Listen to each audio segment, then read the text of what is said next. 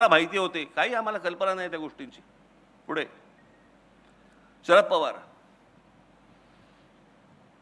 वैचारिक मतभेद असतील, राजकीय मतभेद असतील, अनेक गोष्टी असतील, पण त्या माणसाचं महत्त्व, श्रेष्ठत्व तुम्ही नाकारून होणारच नाही. अनेक गोष्टींबद्दल माझे मतभेद आहेत, पण सगळ्यात मोठी जर समजा गोष्ट या माणसाची जर आपण पकडली तर या महाराष्ट्रामध्ये फलोत्पादनामधली सगळ्यात मोठी क्रांती ही या माणसामुळे झाली.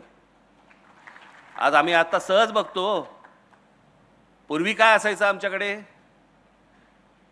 कोणतरी मामा बिमा यायचा, प्लास्टिकच्या छोट्याशा पिशवीमध्ये मोसंबी घेऊन यायचा, मग कळायचं कोणतरी आजारी आहे. आजारी असल्याचंच फळ असायचं ते एक, म्हणजे कोणी मोसंबी घेतली, कोणी आजारी आहे का घरी, असंच विचारायची वेळ होती.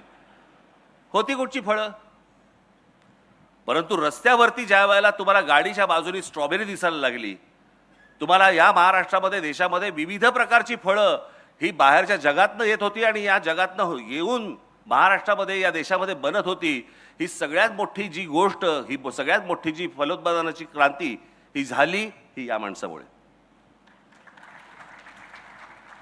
अनेक गोष्टी यांच्याबद्दल बोलता येतील, परंतु मला असं वाटतं की काही गोष्टी, ज्या गोष्टी आपल्याला पटत नाहीत त्या बाजूला ठेवाव्यात, पण माणसाचं मोठेपण यातनं कमी करू नये, कधीच कमी करू नये.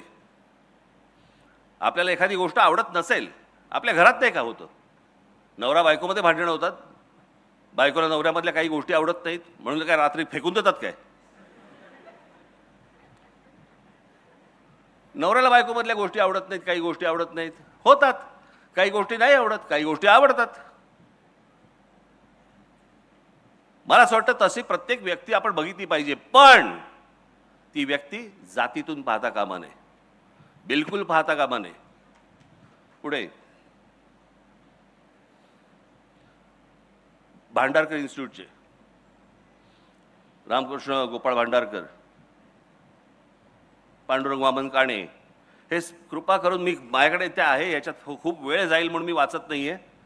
इरावती कर्वे, दुर्गाबाई भागवत, कमाल समाजसेवक, नवा विचार, बाबा आमटे, नानाजी देशमुख, विस पागे. आज आपण जी ह्याची योजना बघतो, रोजगार हमी योजना, म्हणजे रोजगार हमी योजना ही महाराष्ट्रामध्ये आणून देशभर पसरली गेली, कारण योजनाच महत्त्वाची होती.